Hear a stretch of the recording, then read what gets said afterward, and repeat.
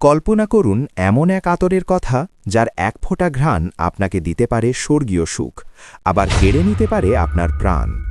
জমরুদ শহরের এক অন্ধকার রহস্য আর এক যুবকের অমানবিক ত্যাগের এই কাহিনী আপনার গায়ের লোম খাড়া করে দেবে।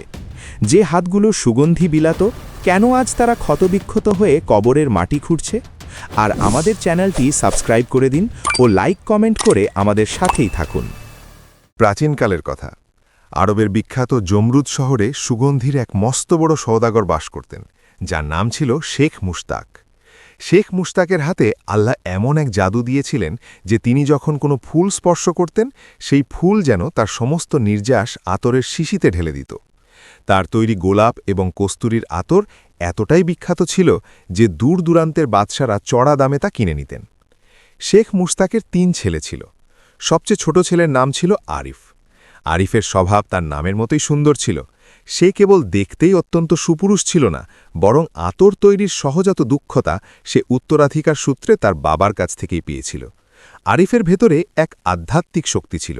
সে যে কোনো মানুষের শরীরের গন্ধ সুখেই বলে দিতে পারত সেই মানুষের মন পরিষ্কার নাকি কলুষিত। তবে আরিফের জীবন ফুলের বিছানা ছিল না। শৈশবেই তার মা মারা যান।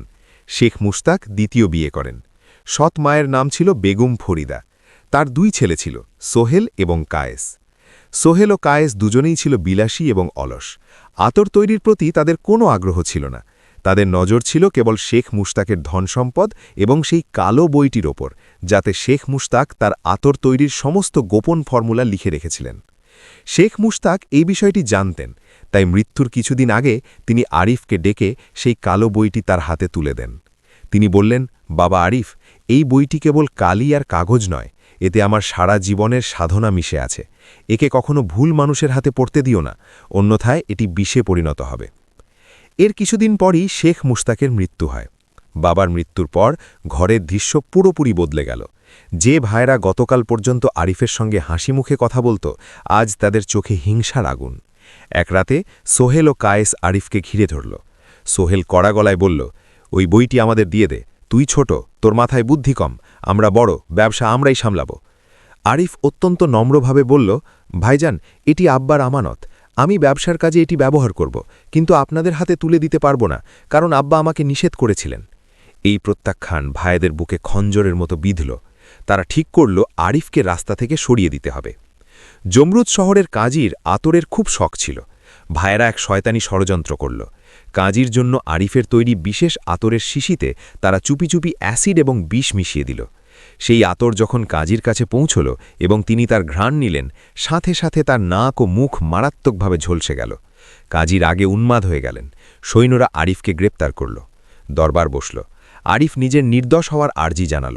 সে বলল, আমি নির্দোষ, আমি ফুলের সঙ্গে খেলা করি, বিষের সঙ্গে আমার কি সম্পর্ক?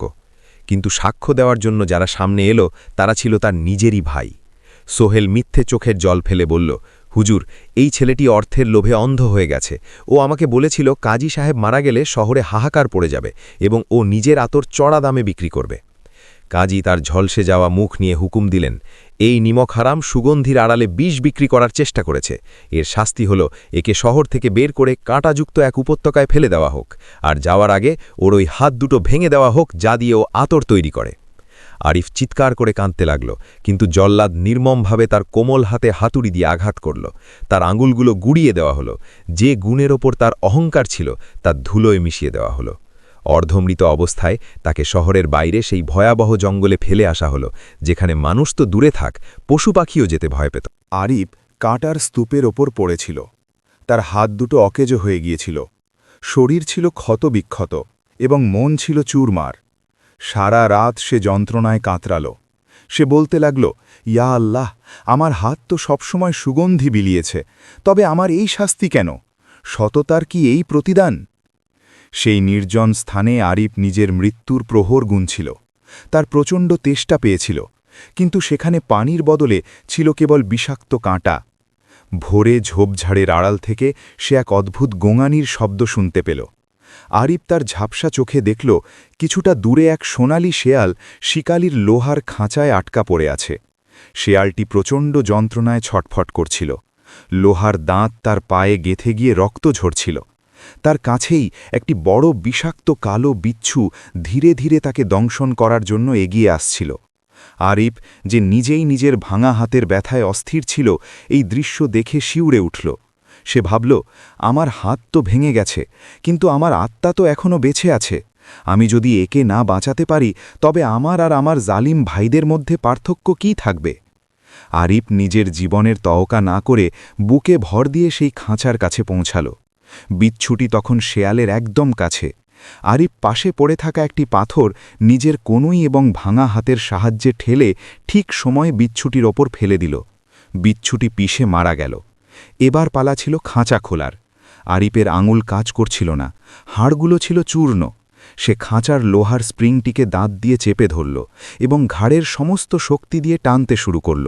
লোহার ঘষায় আরিফের মাড়ি ছিঁড়ে রক্ত বের হতে লাগল, কিন্তু শেষ পর্যন্ত খাঁচা খুলে গেল এবং শেয়ালটি মুক্ত হল।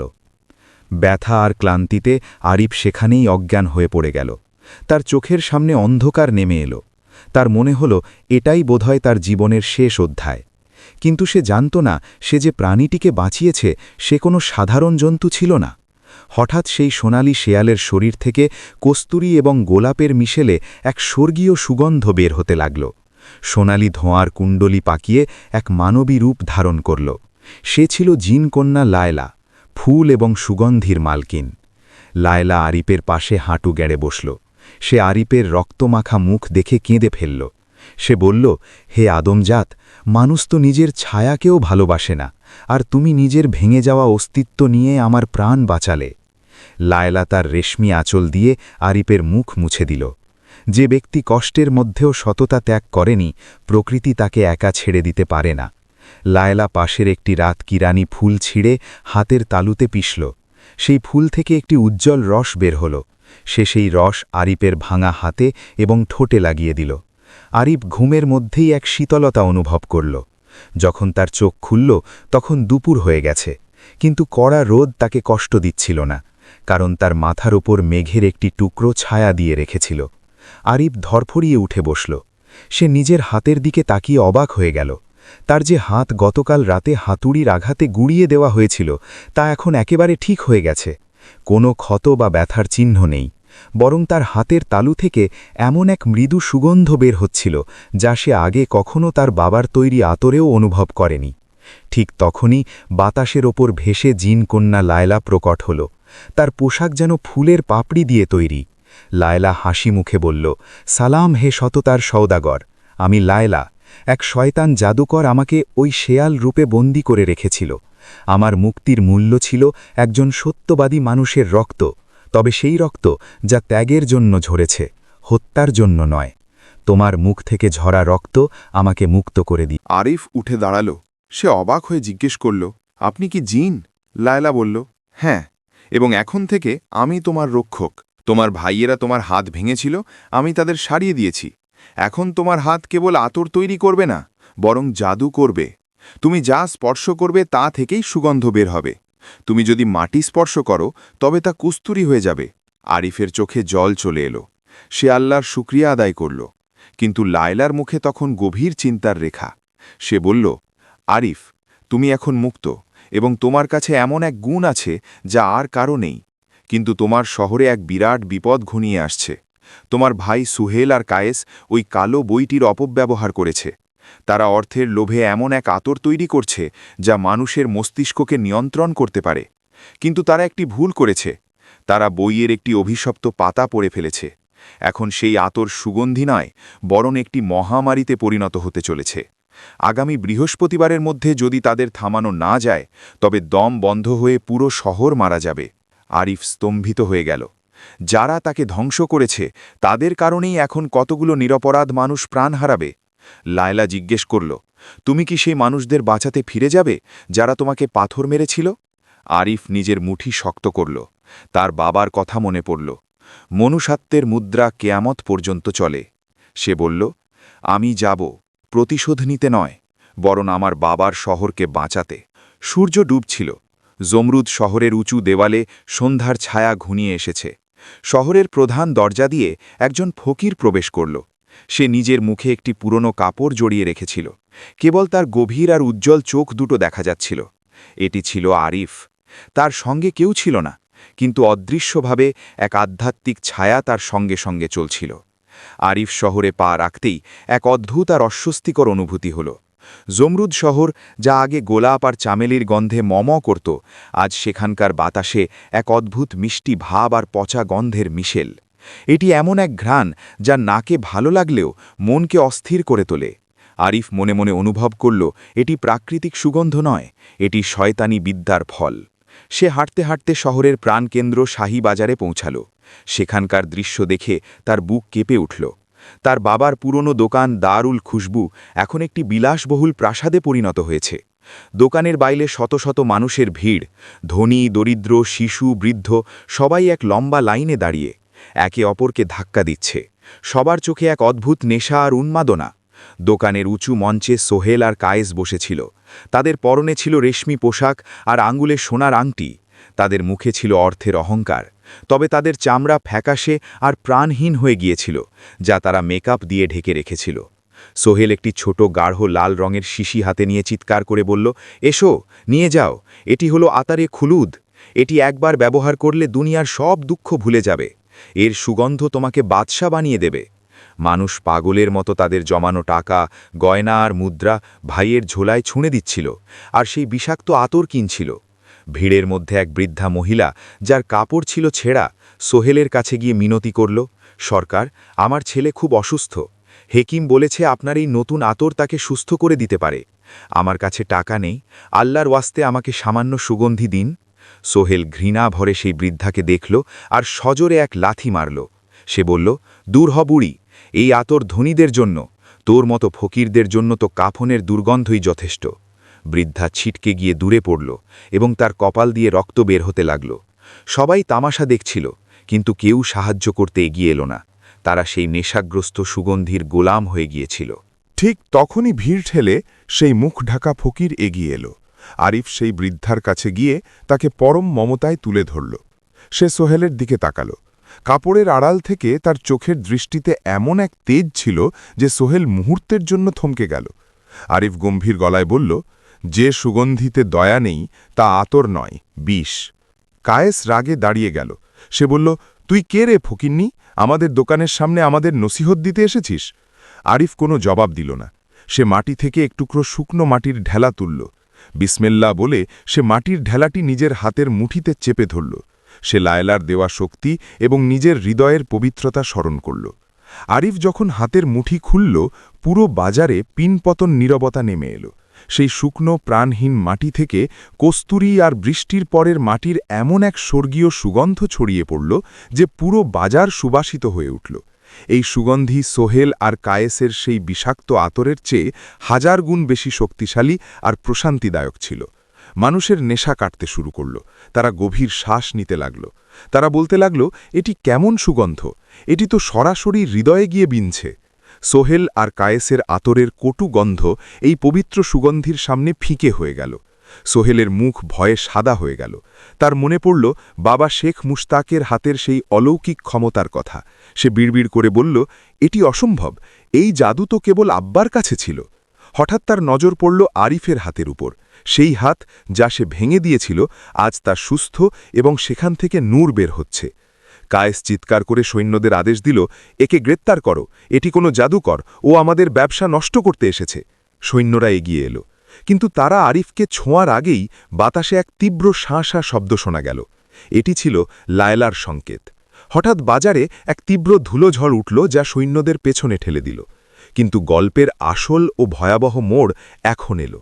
এই হাঙ্গামার মধ্যেই হঠাৎ ভিড় থেকে এক ব্যক্তির চিৎকার শোনা গেল, আমার গলা, আমার দম আটকে আসছে। এটি সেই ব্যক্তি ছিল যে মাত্র কিছুক্ষণ আগে সোহেলের কাছ থেকে আতর কিনে মেখেছিল। দেখতে দেখতে তার মুখ নীল হয়ে গেল, শিরায় শিরায় কালো বিষ ছড়িয়ে পড়ল এবং সে মুখ দিয়ে ফেনা তুলে মাটিতে পড়ে গেল। তারপর দ্বিতীয়জন, তারপর তৃতীয়জন, যারা যারা সেই আতর মেখেছিল বা যারা দোকানের খুব কাছে ছিল, তারা সবাই কাশতে শুরু করল এবং যন্ত্রণায় ছটফট করতে লাগল। তাদের শরীর থেকে এখন সুগন্ধ নয়, বরং পচা লাশের দুর্গন্ধ বের হতে শুরু করল।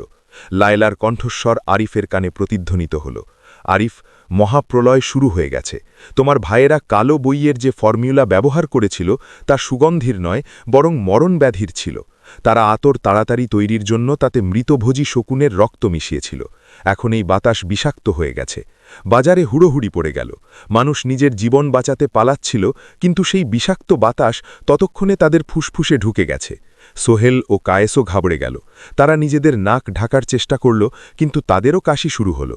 তাদের নিজেদের তৈরি বিষ এখন তাদের নিজেদেরই গিলে খাচ্ছিল। আরিফ নিজের মুখের কাপড় সরিয়ে দিল। তার নুরানি চেহারা দেখে সোহেল ও কায়েসের আত্মারাম খাঁচা ছাড়া হওয়ার উপক্রম হল। সোহেল বলল, আরিফ, তুই বেঁচে আছিস? আরিফ দুঃখ আর ঘৃণা মিশিয়ে বলল, হ্যাঁ, আমি বেঁচে আছি, কিন্তু তোমাদের লোভ আজ এই পুরো শহরকে মেরে ফেলবে। তোমরা অর্থের জন্য মানবতার সওদা করেছিলে, এখন দেখো তোমাদের সেই সম্পদের পরিণতি। অবস্থা বেগতিক দেখে আরিফ বুঝল এখন কথা বলার সময় নয়। আগামী 1 প্রহরের মধ্যে জমরুদ শহর কবরস্থানে পরিণত হবে। আরিফ লায়লার কাছে এর সমাধান চাইল। লায়লা অত্যন্ত কঠিন এক পথের কথা বলল। সে বলল, এই কালো ব্যাধি কেবল একটি জিনিস দিয়েই দূর করা সম্ভব, নূরে জান্নাত ফুলের নির্যাস। কিন্তু এই ফুল এই দুনিয়ার নয়। এটি শহরের পুরনো কবরস্থানের প্রথম কবরের ভিতরে ফোটে, এবং সেই কবরের পাহারাদার হল এক ছায়া, যা কাউকে জীবিত ফিরে আসতে দেয় না। আর শোনো আরিফ, এই ফুল তোলার জন্য তোমাকে তোমার এই জাদুকরী হাতের ক্ষমতা বিসর্জন দিতে হতে পারে। তুমি কি আবার তোমার হাত অকেজো করতে রাজি? আরিফ যন্ত্রণায় কাতরাতে থাকা শিশুদের দেখল। সে তার ভাইদের দেখল, যারা এখন ভয়ে মাটিতে গড়াগড়ি খাচ্ছে। সে এক মুহূর্ত দ্বিধা না করে বলল, আমার হাত কেন? আমার জীবন দিয়ে হলেও আমি এদের রক্ষা করতে চাই। জমরুদ শহরের গলিতে গলিতে যখন মৃত্যুর হাহাকার, তখন আরিফ দৌড়াচ্ছিল সেই পুরনো কবরস্থানের দিকে। সে যখন সেখানে পৌঁছাল, দেখল এক নামহীন কালো কবরের ভেতর থেকে সবুজ আলো বের হচ্ছে। আরিফ সেই কবরের মাটি সরাতে শুরু করল।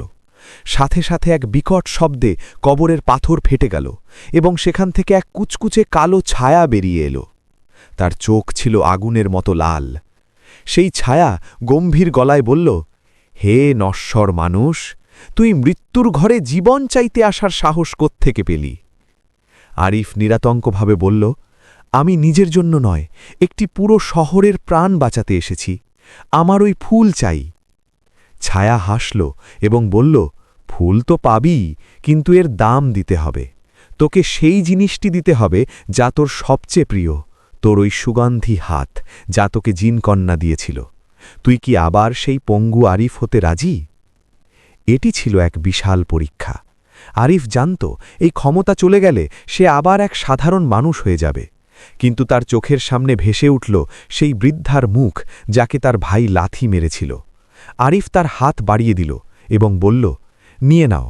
যদি আমার গুণের বিনিময়ে হাজার হাজার জীবন বাঁচে, তবে এই সওদা অনেক সস্তা। ছায়াটি আরিফের হাতের তালু স্পর্শ করল। আরিফ ব্যথায় চিৎকার করে উঠল। তার মনে হল তার আত্মা যেন কেউ টেনে বের করে নিচ্ছে। তার হাতের সেই সোনালি আলো আর সুগন্ধ সেই ছায়া শুষে নিল। আরিফের হাত আবার সেই কুৎসিত আর ক্ষতবিক্ষত হয়ে গেল, যেমনটা সেই রাতে ছিল। ছায়াটি মিলিয়ে গেল, এবং কবরের ভেতর একটি সাদা উজ্জ্বল নূরে জান্নাত ফুল ফুটে উঠল। তার সুগন্ধে কবরস্থানের সমস্ত দুর্গন্ধ মুহূর্তে উধাও হয়ে গেল। আরিফ কাঁপতে কাঁপতে সেই ফুল তুলে নিল। শহরে তখন লাশের পাহাড় জমতে শুরু করেছে। সোহেল ও কায়েস তাদের দোকানের ভেতর লুকিয়েছিল, কিন্তু বিষাক্ত ধোঁয়া সেখানেও ঢুকে পড়েছে। তাদের শরীরে বড় বড় ফোসকা পড়ে গিয়েছিল। ঠিক তখনই শহরের প্রবেশদ্বারে এক তীব্র সাদা আলো দেখা গেল। আরিফ ফিরে এসেছে। লায়লা বলল, এই ফুলটি বাতাসে পিষে দাও।